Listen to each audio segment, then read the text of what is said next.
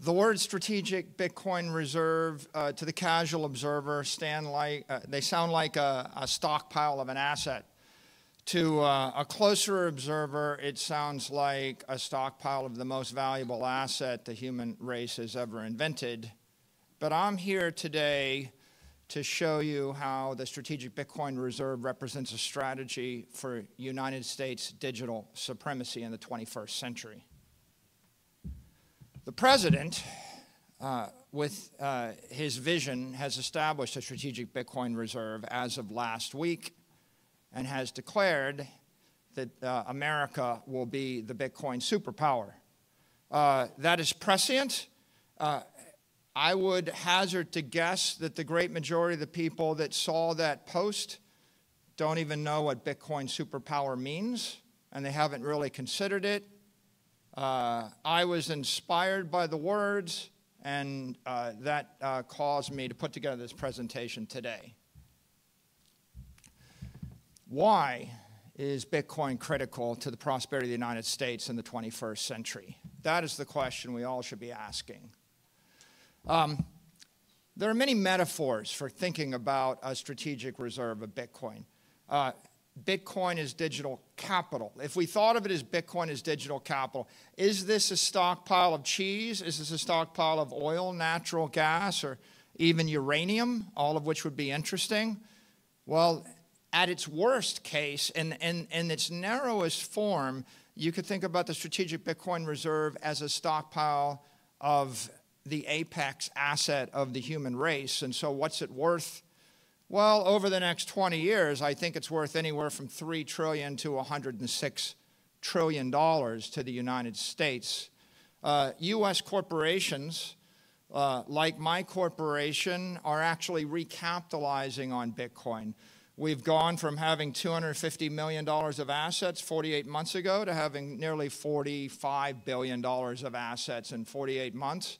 If you look out over the next 20 years, corporations that are accumulating Bitcoin on their reserve, like MSTR, like Mara, like Riot, they're going to have $20 to $40 trillion.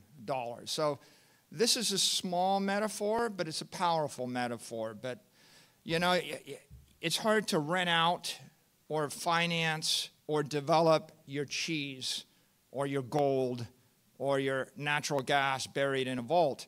So a more powerful metaphor is Bitcoin as digital property. If you own 5% of Manhattan and your family had owned it for 100 years and someone said, how are you going to pay your bills? You wouldn't say, we're just going to sell it. You would say, we're going to rent it. We're going to develop it. We're going to put a building on top of it, a business on top of it, or we're going to finance it. We're going to borrow against it. The same is true with Bitcoin. In 20 years, the United States could be generating $10 trillion per year by renting, developing, or financing the assets in that strategic Bitcoin reserve. The AIs are coming. The AIs don't get bank accounts. They don't get credit cards. The AIs, the artificial intelligence economy, will be built on digital capital, digital property. It'll be a $100 trillion economy. It'll be built on Bitcoin. Well, a lot of people, they think of it as an asset. You think of it as a property, but what we know to be true is that Bitcoin is actually a network, and it's not just any network. It's not an information network. It's an energy network. It's a conservative network. I can send $1 billion from me to you. I lose it. You have it. That is the conservation of energy in cyberspace. So when you start to visualize Bitcoin as a digital energy network, what you realize is that trillions of dollars of digital commerce will flow over that network. The banking system of the world is going to rebuild itself on a digital energy network. We're going to have 40,000 banks that will be settling with each other in real time, finally, moving billions, tens of billions, or hundreds of billions of dollars an hour over a pure digital network. Right? So if you look at the world and imagine digital energy moving around the world, and then you ask the question, would you want to own it? Or would you want to ignore it? It's an important question. And of course, you know, I think some of you might have seen the cyber blackout of X yesterday and all the cyber attacks. The last and most important metaphor is When we have open digital energy flowing, it is a commerce network. But when we reverse that digital energy into a shield, it becomes a defense system. Bitcoin's a digital defense system. Bitcoin messages, data authentications, transactions, they're unstoppable, uncorruptible, immutable, immune to tampering by any known cyber threat.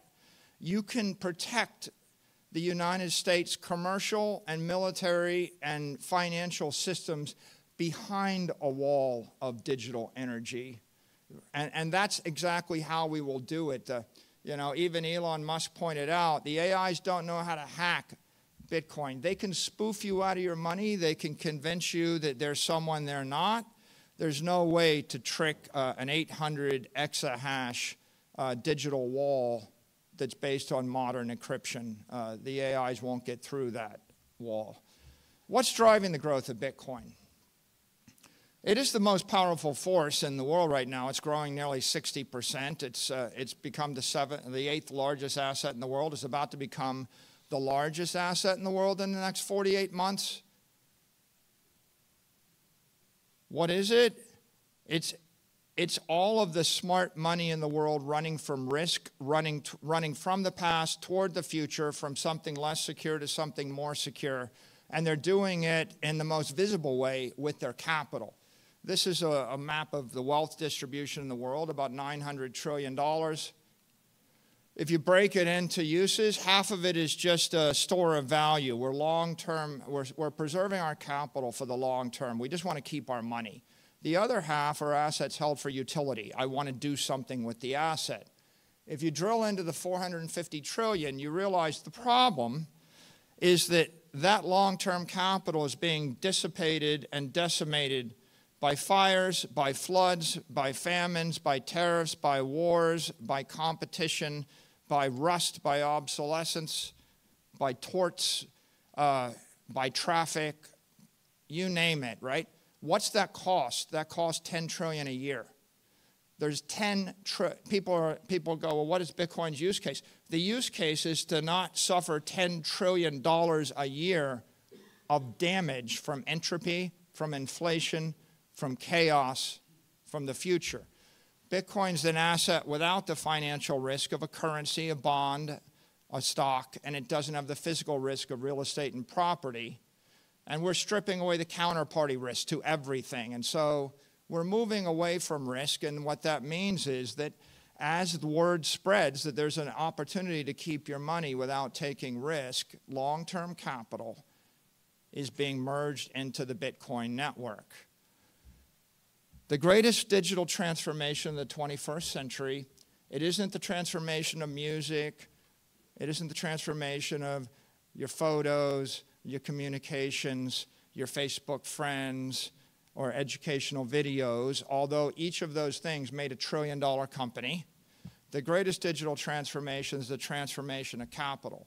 So it's the transformation of 450 trillion. What's it worth? It's worth half of everything. It's half of everything. That's the transformation. Digital capital is stronger, faster, and smarter capital. It's everything you don't like about the building stripped away, and you've got an invisible, indestructible, immortal, teleportable building. It's a better building. It's global capital. It's everybody that's living in Asia and Africa and South America would move to the U.S. if they could. They'd move their money to the U.S. if they could. They want the currency of the U.S. They want the property of the U.S. They want the security of the U.S. They want the values of the U.S. But they can't have it. So the second best thing they can have is move their money into the Bitcoin network, which has all of the values, protections, and securities of the U.S. Bitcoin is immortal capital, right? You can keep your money for 1,000 years. A 10 basis point fee works out to a useful lifetime of 1,000 years. All the other long-term capital assets have a life of 10 to 100 years. Find a business you want to invest in that'll be around for 500 years. Find a building that will last for 500 years. Find a bond that will pay off in 500 years. Find a piece of art that'll still be legible in 500 years.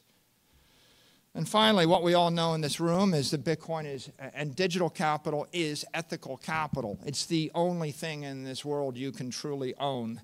If you have possession of the keys, if you have possession of the knowledge of where the keys might be, you own the thing. No one can take the thing away from you. Everything else you have in this world, you own at the pleasure of someone more powerful than you until they decide to take it away from you. Satoshi gave us property rights, sound money, sovereign money. It's a network, but what is it? It's the world's most powerful network. 800 exahash. What's the measure of digital power? It's exahash. 20 gigawatts, all the electricity, all the power that fires up the U.S. Navy. It's also got the most economic power. My company spent $33 billion to buy 2.4% of the network.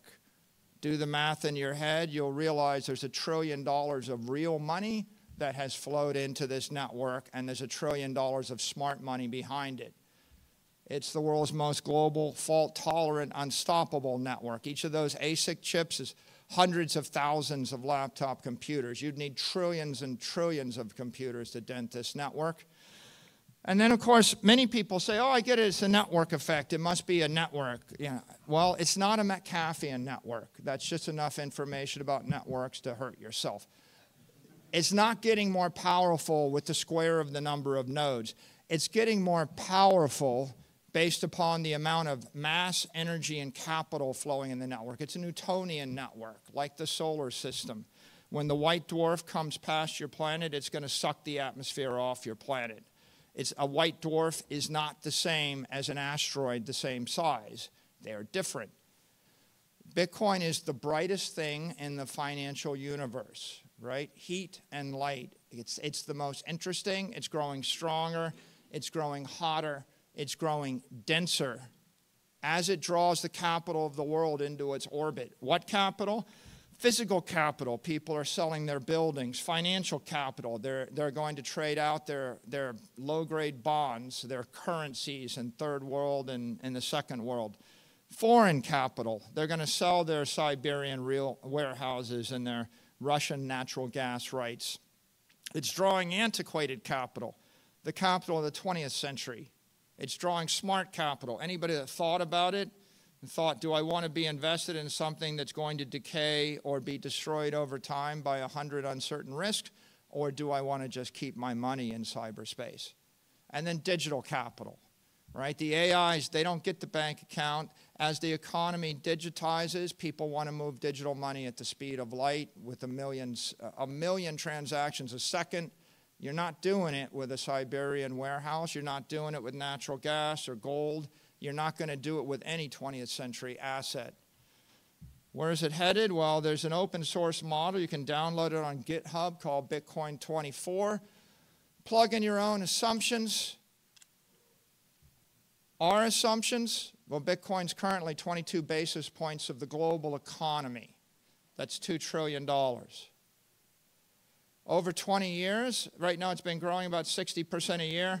If it decelerates from 60% a year to 20% a year, the average return is going to be 29% a year over the 20 years. That is the base case. That arrives at a price of $13 million a Bitcoin in USD terms, or $280 trillion in the network. Does the world turn upside down? No. What happens? Well, everything pretty much stays the same, except for those that embrace Bitcoin get rich and powerful. Those that don't embrace Bitcoin get weaker and poorer. Otherwise, everything that you see in the world today will still be there in the world in 20 years. Bitcoin is not a threat to the dollar. The dollar is currency. Bitcoin is capital. In the modern world, there are plenty of academic economists. They will just recite ad infinitum. Well, money is a store of value, a medium of exchange, a unit of account. There, I told you. And they just haven't really thought about that past just rote memory. This is why you shouldn't rote memorize stuff in education. Think a little bit harder about what's going on here. If you need money for the next 4 weeks in Argentina, then you're using the peso. If you need money for the next 4 years in Argentina, you're using the dollar. If you need money for the next 40 years in Argentina and you're smart, you're using the Bitcoin. And so the dollar is competing, but is competing against the M2 money supply of the CNY, Chinese currency, European currency, Japanese currency. Right now, we're about 17% of that. We should be able to grow to 30% of that. How? With digital currency. If U.S. banks and U.S. corporations can issue digital currencies backed by the U.S. Treasury, we will expand that supply of U.S. currency by $10 trillion, right? That's a digital asset strategy. That's why the stablecoin bill and the Genius Act matter. It is not capital. Bitcoin is less than 1% of the capital of the world. What does it compete with? Not the dollar. Bitcoin competes with property, equity, and bonds. Property, equity, and bonds. And what is it? It's 1%. And what is it going to? I just showed you the shocker $13 million Bitcoin forecast. That gets us to 13% of the capital in 2045. We have two strategies. Expand our currency to dominate the world with the digital currency of choice. Expand our capital to dominate the world with the digital capital of choice. Why should the U.S. want to be the Bitcoin superpower? You cannot remain a sovereign nation if you lose control of your airspace, outer space, or cyberspace. This is a truism. It's pretty important. We're not talking about making a little bit of money here. We're talking about defending the American way of life. A superpower has to keep the air routes open. You must be able to fly, not just fly from here to London. You need to be able to fly from New York to Chicago. If you look at what happened in the first Gulf War, we took control of Iraqi airspace. Within a week, their entire country was non-functioning. Some people would say within 48 hours they were non-functioning. This country won't function for 48 hours after we lose control of our airspace. How do we protect it? We have Air Force bases. We have military aircraft. This is evolving. It will continue to evolve. Drones, very sophisticated defense systems. We have to keep open our sea lanes. This is a truism for 1,000 years. The Carthaginians knew it. That's why the Romans destroyed them. The Carthaginians had destroyed the Venetian fleet. Every single port in the Mediterranean that was a Venetian port was also a Roman port, was also a Carthaginian port, was also a Phoenician port. Why? Because you must keep the sea lanes open if you would be a superpower. If I cut off your sea lanes, I choke your economy. The Japanese determined this or found this out in World War II. Sea power requires naval bases operating appropriate ships. A superpower has to keep its cyber channels open. What does that mean? It means your communication channels for digital information, but it also means your communication channels for digital energy. I need to be able to move a signal, but I need to move a $10 billion chunk of money. I don't just need to keep the cyber channels open around the world. It's not just I want to move that information or that energy between New York and Tokyo. If I lose control of cyberspace over the United States, I can't move information between New York and Chicago, right? You lose cyberspace, you'll lose your own digital economy. What would you do if your enemy got control of your cyberspace? You saw just, again, yesterday, you can't even log into X. Well, what happens when you can't log into your bank account? Cyber power requires Bitcoin miners operating ASICs, throwing up a wall of digital energy. And you want to hope that more than 50% of that is controlled by you or your allies. What does it mean to own cyberspace? If you want to be a Bitcoin superpower, you need to own the asset, own Bitcoin, but that's only half of it. Owning all of New York City and losing control of the sea lanes and the airspace above New York City is a Pyrrhic victory, right? You won't own it very long. It'll get shredded. You have to control the network, the cyber network, the digital energy network that flows around the world. AI is the future. The computers, the AIs, they're smarter than us. They're going to think faster than us. At some point, they'll be thinking 1,000,000 times a second, talking to each other, right? And if you want to build the greatest economy in the world, your cars need to drive themselves, the robots need to think, the factories need to think, and your agent needs to be thinking 1,000,000 times a second about how to do something useful for you. Digital intelligence requires digital energy, which has to be secured by digital power in order to engage in digital commerce. When I say digital commerce, I don't just mean buying trinkets on Amazon. I mean moving all of the money and securing all the assets of the world. I mean $950 trillion going to $4,000 trillion of assets. And it couldn't be clearer where that's headed right now. The unit of digital energy is the Satoshi. The unit of digital power is the exahash, right? What are the benefits to America of the Bitcoin strategy? Embrace Bitcoin, we own the 21st century. All the money, all the capital of the world is moving out of the 20th century. Everything that made sense, every educated financier was educated in the 20th century. They were taught a bunch of bromides, a bunch of rules. All of those rules probably made sense in the 20th century. The way we fought World War II is not the way we fight World War III. Every military doctrine, every financial doctrine, it might have been right at one point. It's not right any longer. Trillions of dollars of capital is going to flow from those physical and financial assets into digital, into the Bitcoin network. Okay, you might say, well, I'm making a strong assertion. Bitcoin is the digital capital network. I'm not just the one making that assertion. The President of the United States made that assertion last week. Explained by David Sachs on Friday night. He said, Bitcoin is the only crypto asset that is truly decentralized. It is special. Maybe in the future there might be some other digital capital. The U.S. government doesn't recognize any other digital capital, nor do we.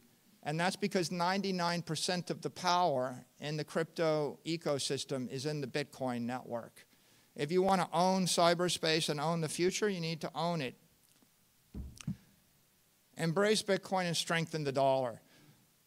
We have the chance to establish, own, and control the global digital capital network. That is Bitcoin. We can back the US dollar with Bitcoin reserves, the only monetary asset that is competitive to the dollar. If I need a liquid fungible asset to capitalize a company or an institution, it's not real estate, it's not natural gas, it's not art, it's not private and public equity portfolios, it's not even going to be an index of equity. The only asset that I can use other than Bitcoin is US Treasuries everywhere in the world. If anybody ever decides to replace those, they'll replace them with Bitcoin. We should own both. Embrace Bitcoin, attract foreign capital. It's not just we're getting the 20th century money, we're getting the rest of the world's money. If I gave you money, if I took all your money, I dropped you in Africa and I said, you got to invest in a diversified portfolio of private and public equity and real estate art in Africa, or you can put your money into the digital capital network and move it anywhere else at the speed of light, and I gave you a choice to punch the orange button or leave it in Africa for 100 years, you would punch the orange button. Everybody else in the world's figuring out the same thing right now. That's why countries will make laws against it. That's why the Chinese have export controls on their capital. All of the capital will flow into the U.S. But if you can't physically come to the U.S., the next best thing is you flow into the digital capital network and you get all the protections of the U.S. And finally, you embrace Bitcoin, you empower Americans. It's American companies with Bitcoin on the balance sheet. They're going to outlast, outperform, and outlive their competitors. So American institutions that are holding Bitcoin, they're going to enrich their shareholders. The beneficiaries are us. And the last point, with the appropriate digital assets framework, we can become the bankers to the world. Right?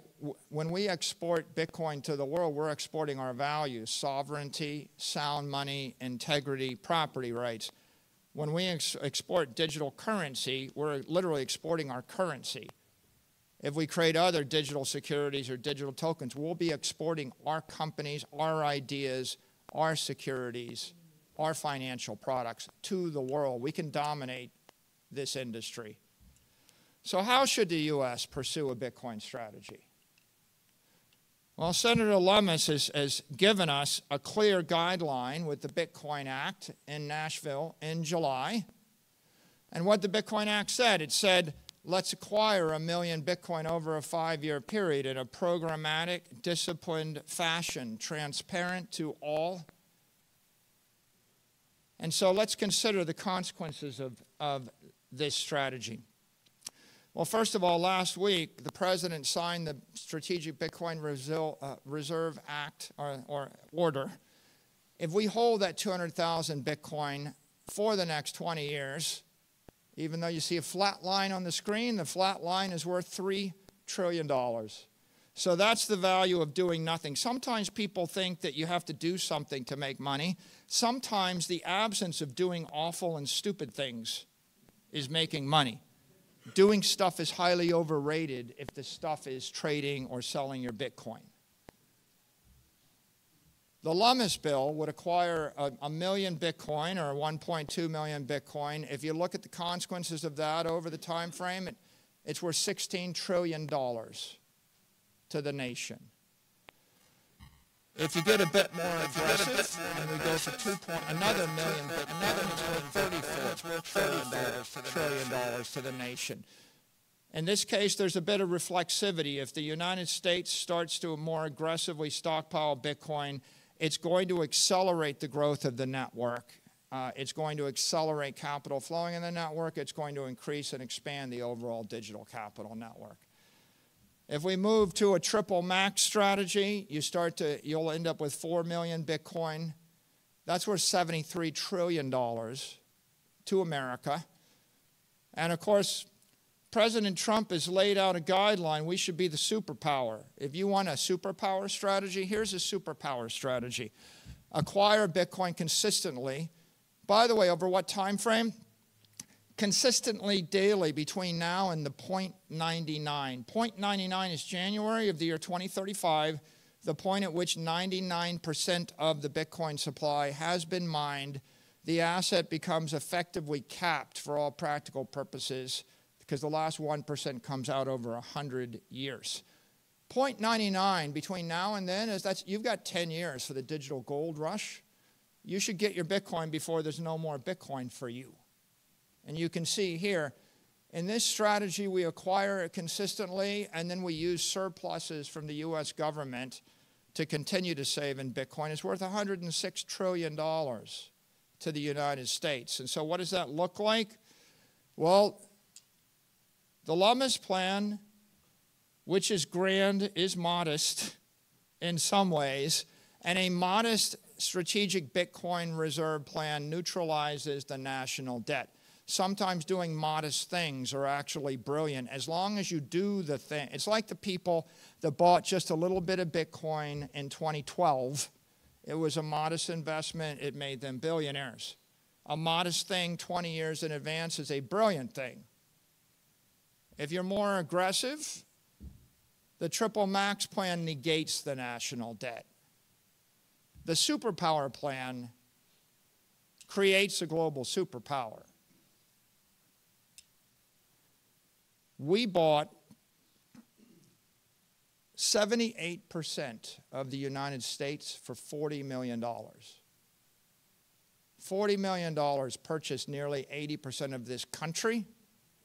Think about it for a second. Bitcoin is the greatest opportunity of the 21st century, right? It's worth anywhere from $3 trillion to $106 trillion, depending upon how programmatic and aggressive we want to pursue this opportunity. These opportunities don't come along often. This is the once-in-a-century opportunity. And as Donald Trump has said, never sell your Bitcoin. And I'll leave you with the final thought. What happens if we allow another nation to claim title to Bitcoin superpower? If we don't claim it, we give them control of the network. We give them all the wealth in the world. We risk being impoverished and imperiled by a hostile nation that controls all the world's digital energy. You could have clung to your glass beads when the world went to the gold standard. You could have clung to your steam engines when the world went to internal combustion. You know, you could have kept your wood-burning stoves when Rockefeller offered you petroleum. We could have dismissed nuclear power. We once had another project. We had a Manhattan Project. It was a large investment in nuclear energy. Do you want to control the world's digital energy? Because the digital economy will run on digital energy. The choices are either prosperity or poverty in the 21st century. Bitcoin is manifest destiny for America. Thank you.